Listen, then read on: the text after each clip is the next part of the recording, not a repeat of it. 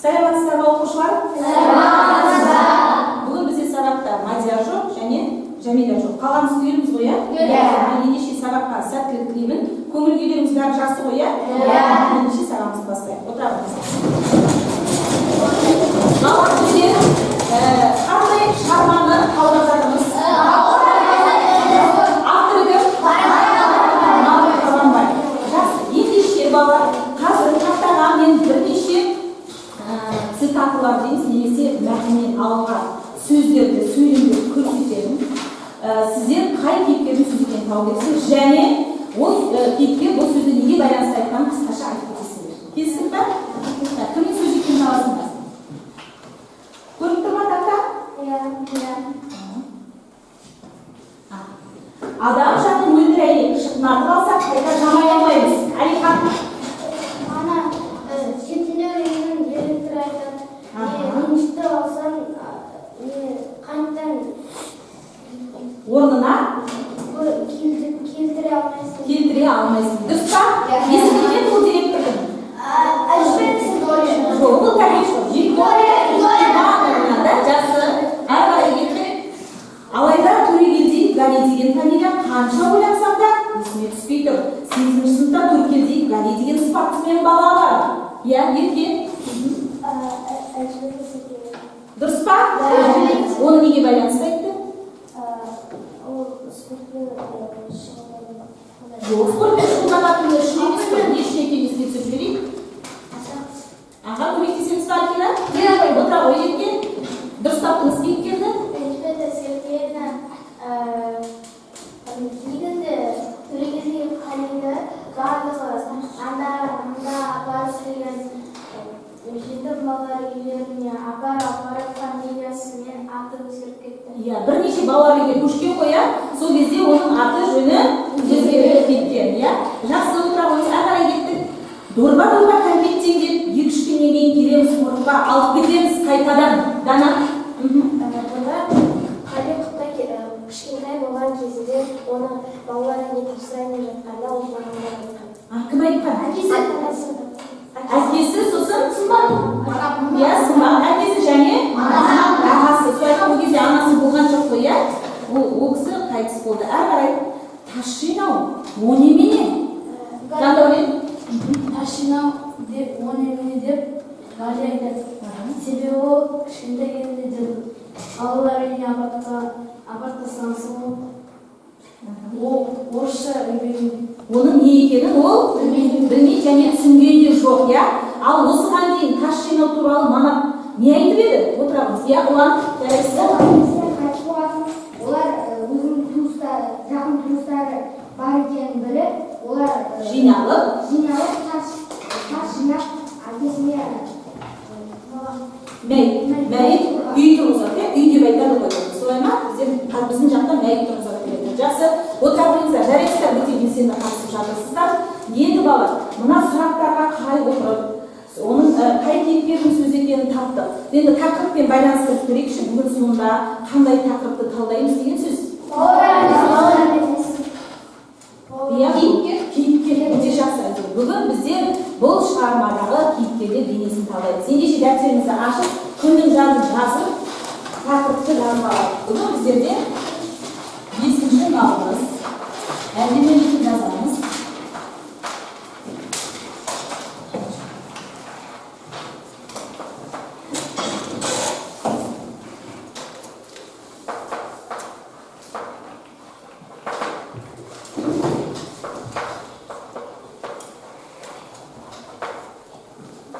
Балалар әңгімесіндегі кейіпкерлер бейнесі.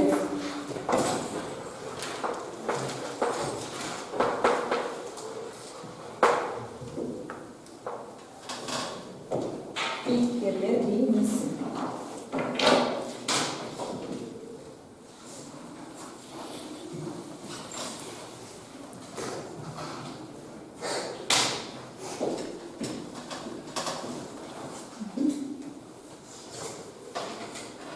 Жазып болса, мына тақтаға назар аударыңыздар. Бүгінгі сабағымыздағы оқу мақсатымыз мынадай балалар. Көркем шығармадағы кейіпкерлер портреті мен іс-әрекеті арқылы образын ашу. Бұл бізге кездесіп жүр ғой, солай ма? Осыған дейін де осындай талдау жасадық бізде басқа ыбырайдың әңгімелерін өткенде мысалы, иә. Менің атым өткенде кейіпкерлерді шынайы өмірмен салыстырып бағалау. Бұл да кездесіп жүр ме бізге? Сонда біз сағатта не істейміз бала? Мирас айтады. Кейіпкерлерді талдаймыз. Кейіпкерлерді талдаймыз. Оның образын ашамыз, іс-әрекеттері арқылы тарта басқа. Және олар кейіпкерлерді не істейміз? Шынайы өмірмен салыстырып бағалаймыз, иә. Бүгінгі сонда сабағымыздың мақсаты балалар анықтап алды. Жақсы, түсінікті ғой, иә? Әрі қарай балалар сіздерге мынандай тапсырма. Біздер бүгін 4 аймақта жұмыс жасаймыз, 4 аймақ бойынша талдаймыз. Кейіпкердің образын бірінші аймақ бізде әлеуметтік аймақ деп аталады. Бұл аймақта не істейміз? Сіздердің алдарыңызға ноутбук қойылған. Қазір мен сіздерге көрсетемін. Сол парольді теріп, көзсіз мойындамайтын боламыз. Мына жерде пароль тұр. 33, 30, 42, 38. Теріп ме? Теріп алайық бірінші.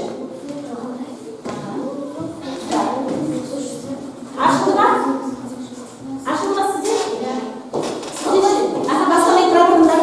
Топ боламыз енді. Тез шешінді. Бірінші топ деп жаздыңдар ма сіздер? Жазыңдар.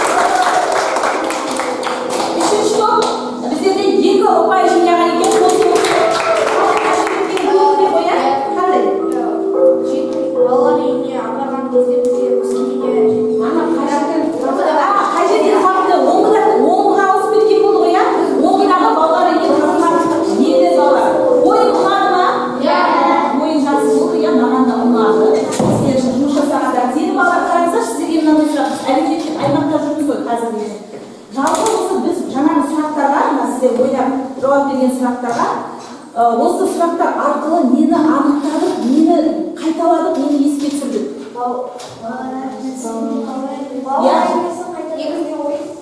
Негізгі ойын алайық. Не туралы айтық жаңа? Кейіпкерді өскен,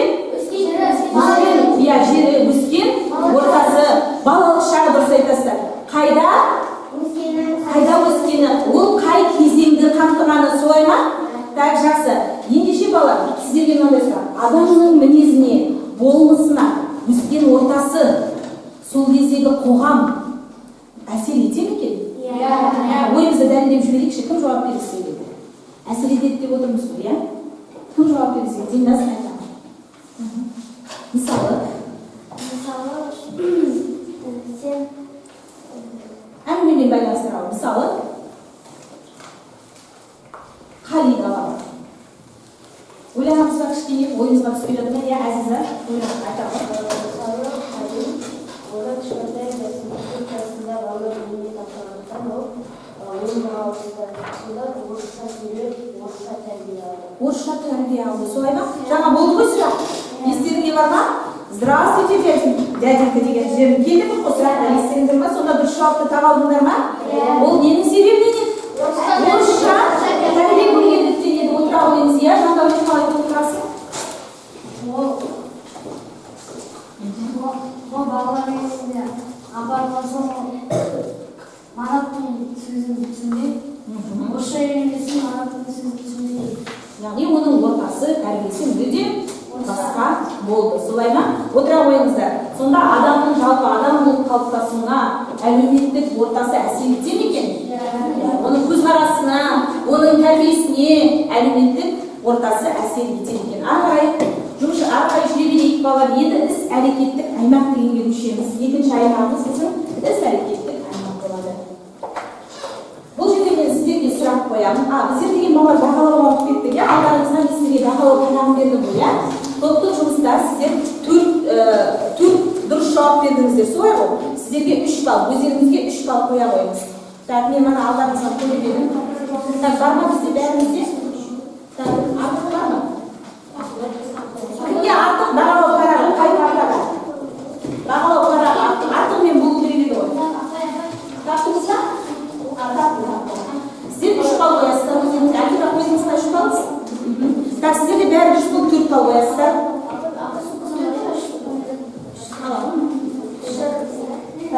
Келесі, сіздерде бір қате болды, сіздер 3 балл қоясыздар. Сіздерде 2 дұрыс жауап болды, сіздер өздеріңізге 1 балл қоясыздар. Қоя қойыңыздар, 1 балл. Жақсы. Келесі іс әрекеттік аймаққа көшейік бала, бәрімізбен қараймыз. Екен таптыңыз ба сіз нені таптыңыз? Бағалау қараңыз ба? Бағалау қараңыз, алдарыңызға қойды ғой, қараңыз дәптеріне. Қараңызшы, сіздердің алдарыңызға кетіп қалған жоқ па? Ноутбуктың астына кетіп қалған жоқ па? Қараңызшы, артық. Анау сіздер кімдікі? Бағалау парақтарын жаңа үйістірдік қой, алдарыңызға қойдық қой. Кімде артық бар, қараңыздаршы. Міне бар, табылды. Жақсы, белгілей қой. Өзіңе белгілей қой, сізде барлығы дұрыс болды ғой. 4 балл қоясыңдар. Жақсы. Мынандай сұрақ бар, алып бәріміздер қараймыз. Манап пен Халидің қай іс-әрекеті, әңгімені оқыдық қой, қай іс-әрекеті, сөзі, қимылы сізге ерекше әсер етті. Және неліктен ол ерекше әсер етті. Мүмкін іс-әрекеті, мүмкін қимылы, мүмкін сөзі. Мүмкін келбеті, иә Жандәурен?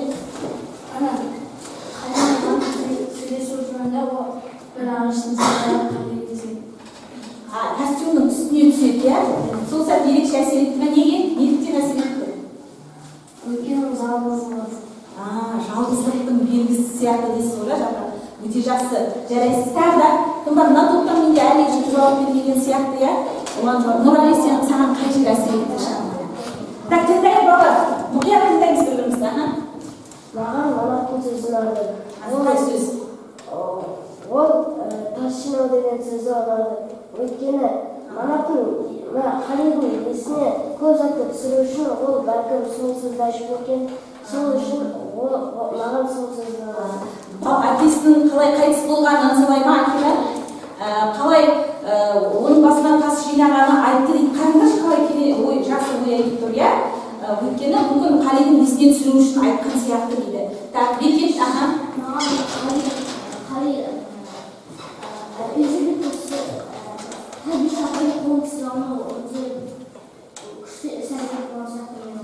Жоқ, күшті дегенде әсер етті де, иә, толқытты да сізді. Неге? Өйткені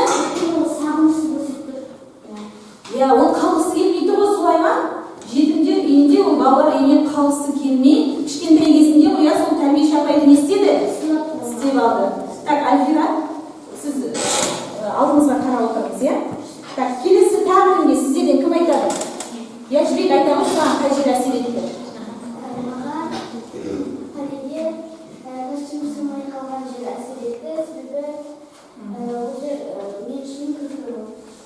Абай күлкілі, ол күлкілі, ондай қатты күлкілі емес қой, солай ма?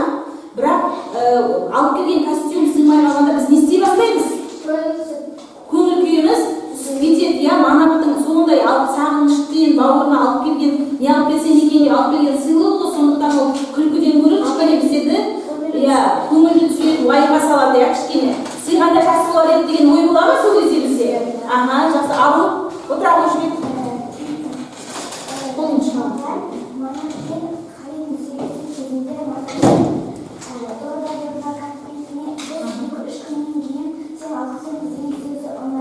Неге? Себебі ол қареген не үшін оның балалар инвестап күткенін, ол кезде жағдай қиын болғанын түсіндірген. Түсіндіру үшін айтып отыр. Отыра қойыңыздар да, иә, Дидар. Маған қаридаспен ағымызды көрген әсер етті. Неге? Өйткені қандай әсер болды, сенде қандай сезім болды ол жерде? Іштей аяды, солай ма? Кішкене аяныш сезімі бола ма? Айта ғой өйткені, түсіндіріп айта ма? өйткені кішкене іштей аяныш болды.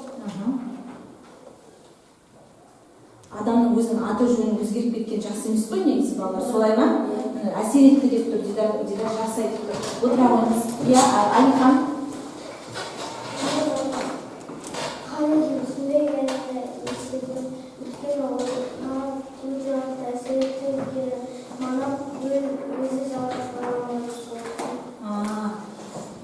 Қари түсінген жоқ оны, солай ма? Қатты бірден сөйлесіп бауырдағысып кеткен жоқ қой, солай ма?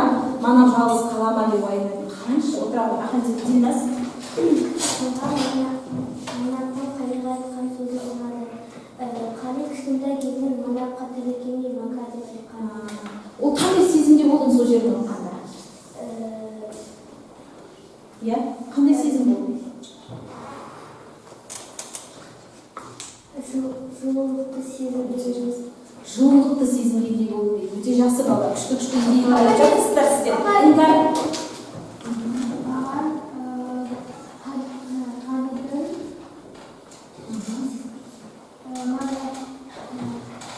ағасы бар жаңа білгеніне әсер етті. Сол жер кішкене аянышты, иә, өзінің балғын бар екенін білмей келген шынында да, иә, аяныш сезімін тудырады ғой, ахан.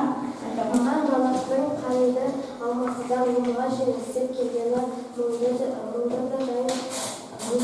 Себебі мана алматыдан өмірға шейін ағынан істеп өз інісін іздеп келгенде олар бір-бірімен сөйлесіп еске алып деп алады, бірақ Гали оны тіпті білмеді.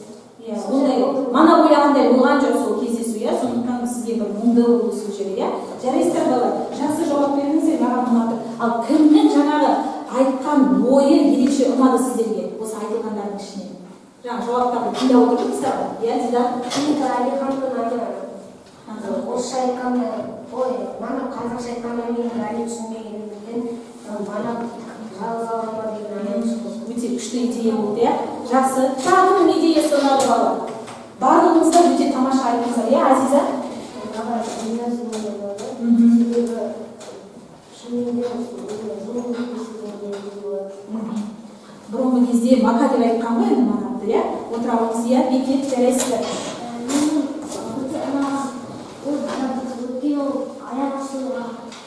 Дидардың да айтқан идеясы ұнаған екен. Өзімізге қол соғып қоямыз ба балалар? Сіздерге келесі тапсырма балалар, біздер психологиялық аймаққа көшеміз. Енді психологиялық аймақта біздер жұртпен жұмыс жасаймыз, жұрттық тапсырма орындаймыз. Қарайық.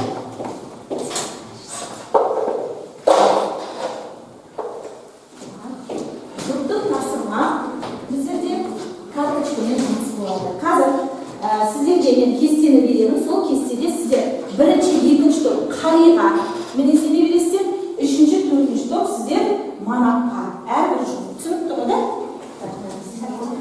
Неше минут уақыт керек болады? Жеткілікті уақыт деп білесіз. Алина, сіз қосылып алыңыз, сіздер үшіп боласыздар. Сіздердің Алина қасынан үшіп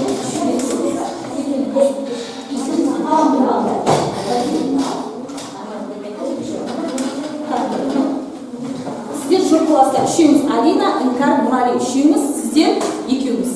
Так, сіздер екеуміз. Ноутбук қажет емес, жауып қоя қойыңыздар. Азиза сіздер үшеуміз, Дина, Дидар үшеуміз боласыздар. Сіздер екеуміз боласыздар. Ал кеттік. Неше минут көріңіз? Алиханы керек.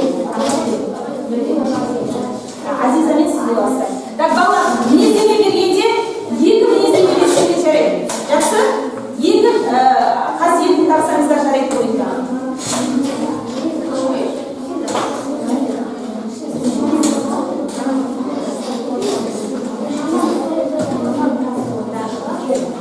Неше минут жеткілікті болады? 5 минут жеткілікті болады деп ойлаймын, иә? Бітті, 3 минутта жоқ.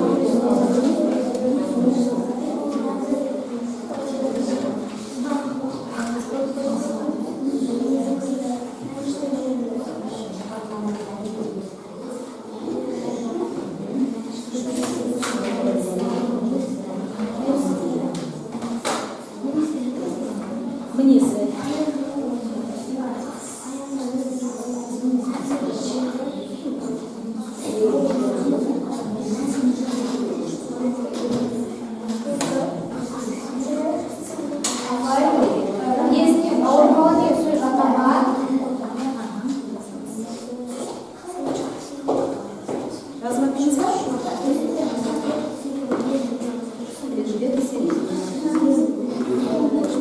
Размотнись, да?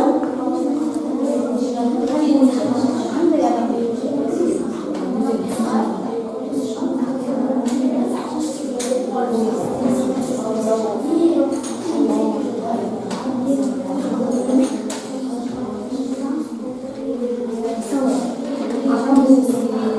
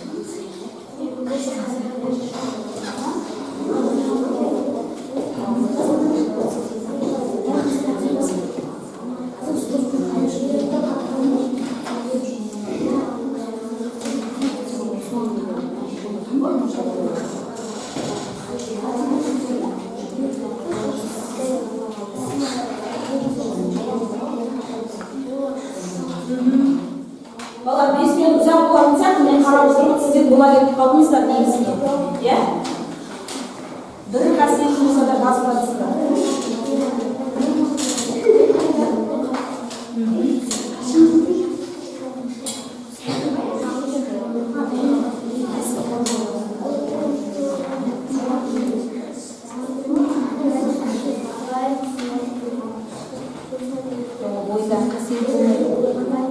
Ойда қасиетін алады. Мысалы, ол спортты жақсы көрді, ол табиғатты жақсы көрді. Соған қарап, оның бойында қандай қасиет бар деп ойлауға болады.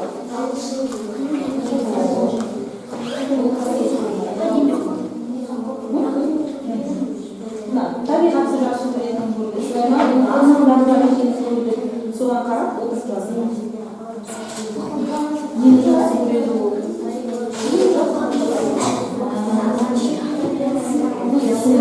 Солай ма?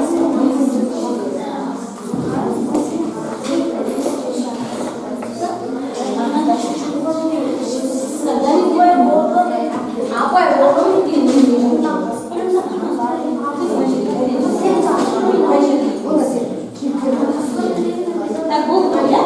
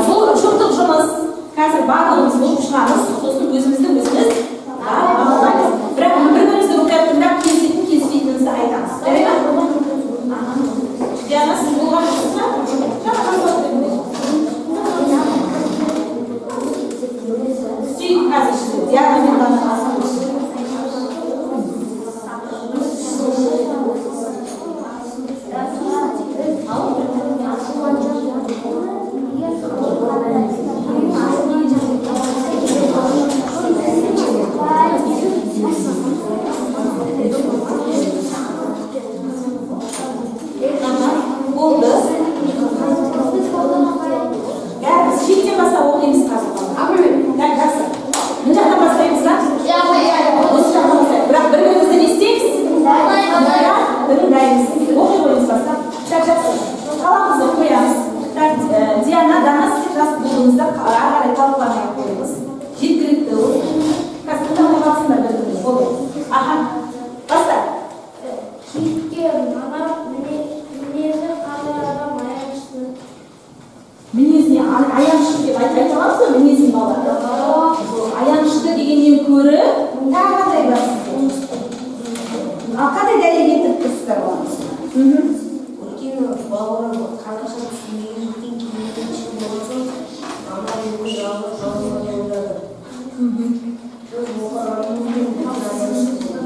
Сіз аянышты, сіз өзіңіздің бойыңыздағы сезімді жазғансыз балалар. Көмектесейікші, Манаптың бойында қандай қасиет бар, ол қандай адам? Не?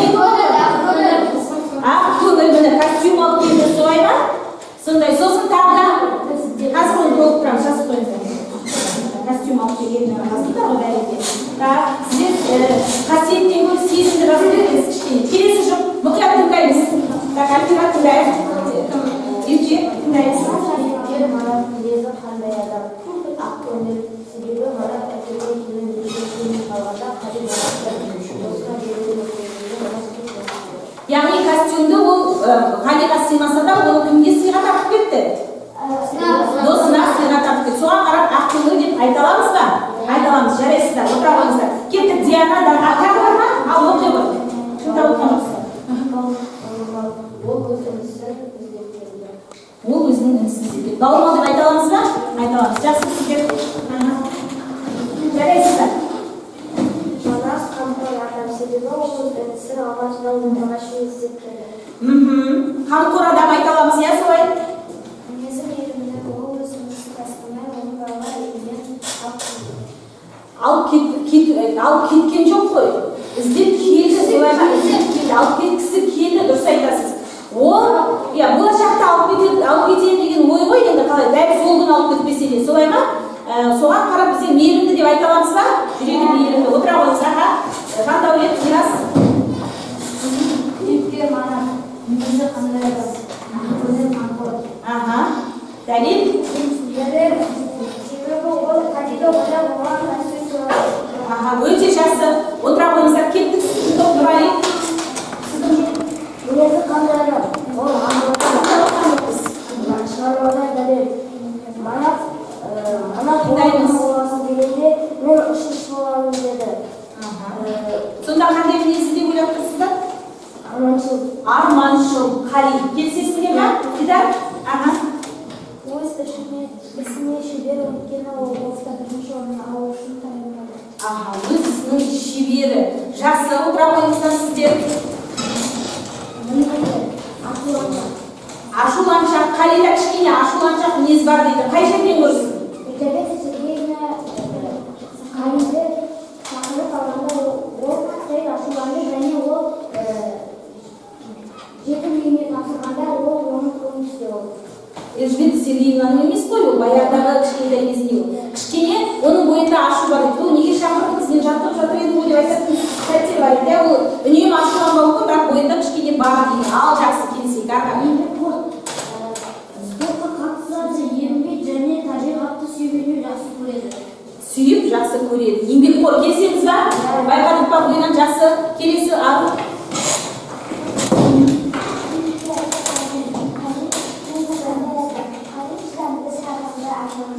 Шыдамды, табанды, арманшыл дейді Халид. Келсесіңдер ме? Шығармадан дәлел. Бұлар оқыш оқушыларға. Кімдер? Ол басқа балалармен күшке сайын ол ата-анасының бауырына келген жоқ. Оның армандары өте көп. Ол бастан бокстан жеңісі келеді. Ұшқыш болсы келеді. Ұшқыш болсы келеді. Солай ма? Арманы отыра қойыңыз. Ағара еңгетке артына. Әкелі отыра қойыңыз.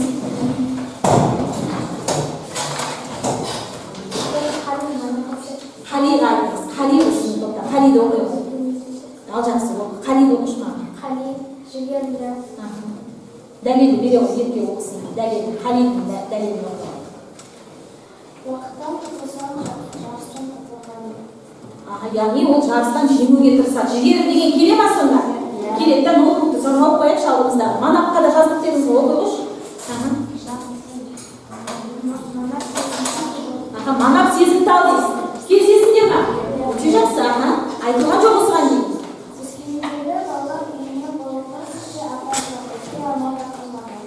Өзге амал да қалмаған дейді, мұңайып айтып отырды ғой соны. Так, жабамыз дейін ноутбукты. Мирас, Жандарбек, ноутбукты жабамын. Так, жақсы, отыра қойыңыздар. Жақсы жұмыс жасарыңыздар, балалар, бағалай қойыңыздар. Үзіндіден дәлел келтіре алдыңдар, мінездеме бере алдыңыздар. Так, 3 балл қоясыздар. Сіздер 2 балл қойыңыздар, өздеріңізге кішкене сізде не болды? Мінездеме беруден сәл пәл қателік келді, 2 балл қоямын. Так, жақсы. Келесі балалар өздер.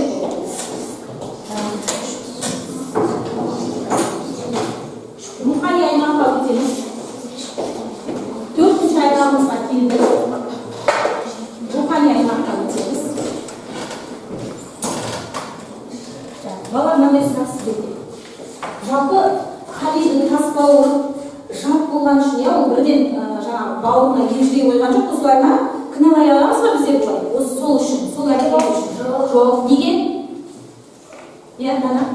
Себебі Халидің кішкентай кезінде тастап кетті. Тастап кетуге мәжбүр болды. Ол бөлек өсті. Отыра қойыңыз. Ал манап ішкі сезімін білдіре алмады ғой, айтқысы келген нәрсенің бәрін айта алды ма ол? Айта алған жоқ, тіпті інім деп те айта алмады, оны шығармадан кездестірді. Осындай ішкі сезімін білдіре алмаған үшін манапты кінәлауға болады ма? Жоқ. Неге? Себебі Халидің манапқа еріп кетуіне көп уақыт керек болды. Екеуіне кішкене көбірек уақыт керек дейсіз, бауырласы үшін. Нұрали? Өйткені ол бәрін айтқызып, Хали жылдары оны неге алып кетпегенсіңдер деп кетіп қаламайды ойлайды.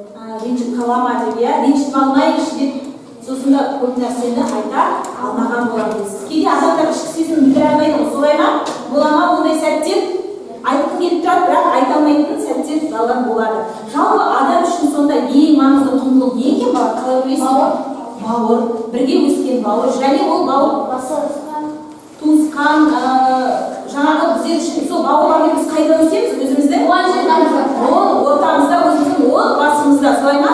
Отбасында өскен ең басты құндылық кеткен балалар, отбасы біз үшін жақсы. Ендеше жеке жұмыс рухани әлемге көшеміз балалар.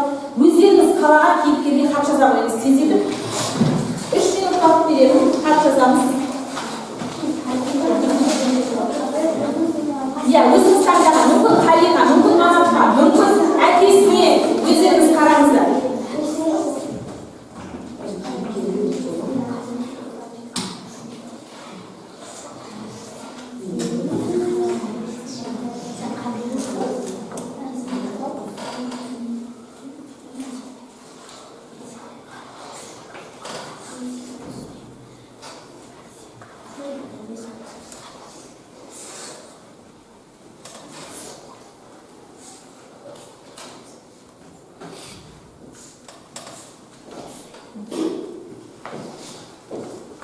Бастан шешкін операция.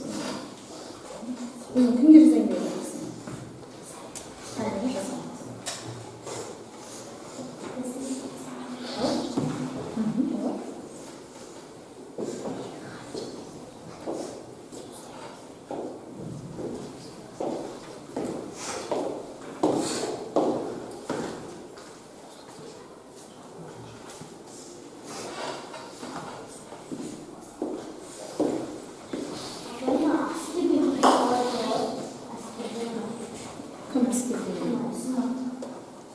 Askeri soğuktan devam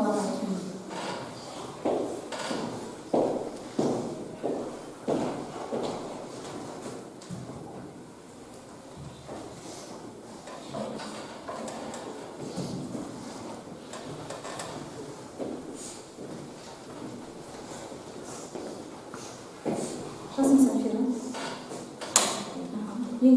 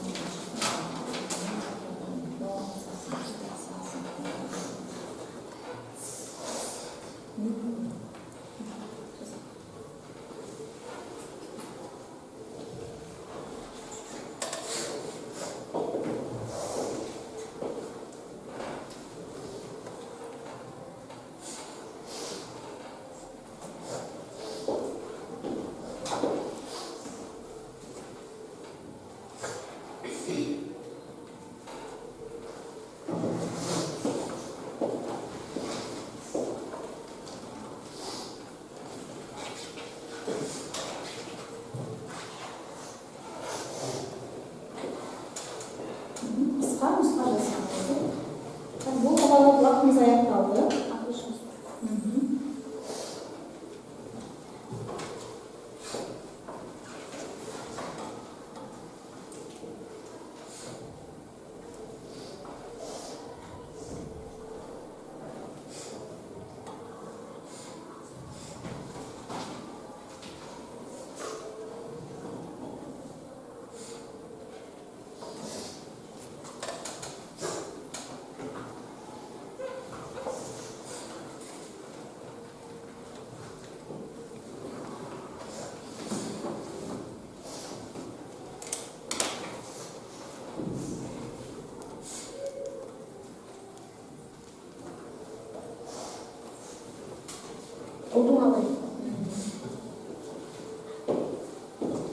Жаңа қараңызды дәптердің ішіне салыңыз да бала өзіміздің жауып қойыңыз. Қазір мен жинап аламын. Хатты біздің тексеріп істетіп бағалап бағасын қоятын боламын. Жақсы ма?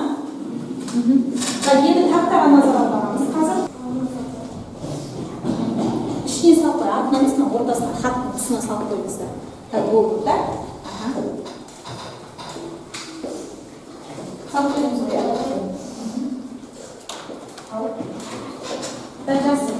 Енді бала сабағымызға қорытынды болсын. Бәріміз бері қараймыз. Қазір хатты жазып бере қоясыздар қорытындыға. Бәріміз бері қарайық. Енді тақтаға қараңыздар, бала мында суреттер тұр. Мынау не? Жіп, баспалдақ, кілт, құлпымен солай ма? Құлып және кілт, көпір. Мына жерде жол солай ма? Жерге қарайық. Осы суреттерге қарап отырып, осы суреттерді бүгін біз талқылаған тақырыппен қалай байланысты болғаны түйіндеп айтып жіберейікші.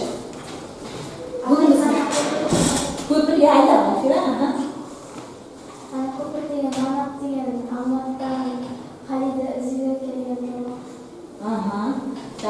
Жол деп есептеуге болады. Өте жақсы, иә? Хали деген бокс спорттан сынаққа атқанда Өзімізді Сергейіне шақырып, баспалдақтан түсіне жатқанда Хали ағасын көріп тоқтап қалды. Тоқтап қалды, басқа сол сияқты дейсіз, иә? Тағы да кімде қандай идея бар, қандай ой бар? Жалпы түйіндеуге, иә, ару? Мүмкін жол, мүмкін шаңырақ? Құлыппен кір. Құлыппен Кір. Түйіндеуге, өйткені Манап пен Қали өзіміздің бірінші сіздің нашар бауыр жасалмады. Бірінші қорқының түрі. Ал болашақта қалай ойлайсыз? Болашақта шынайы аға мен іні болады деп ойлаймын. Өте жақсы. Пікіріңізге рахмет, аға. Жолдың Манап Халиді іздеп келгенде жолға шықты. Енді болашақта екеуінің жолы бір болады деп ойлайсыздар ма балалар? Екеуінің бір болады деп ойлайсыздар. Шаңырақ ол Манап Халиді үйіне алып өзінен бірге алып көргісін. Болашақта алып кетеді деп ойлайсыздар ма балалар?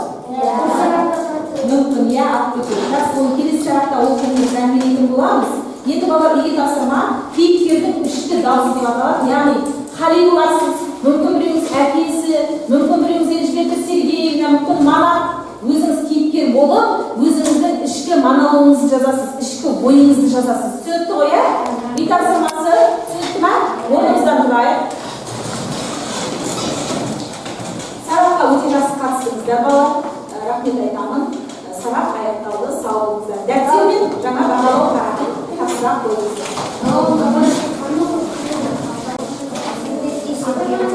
O'shaningiz qanaqa bo'lsa, mana shu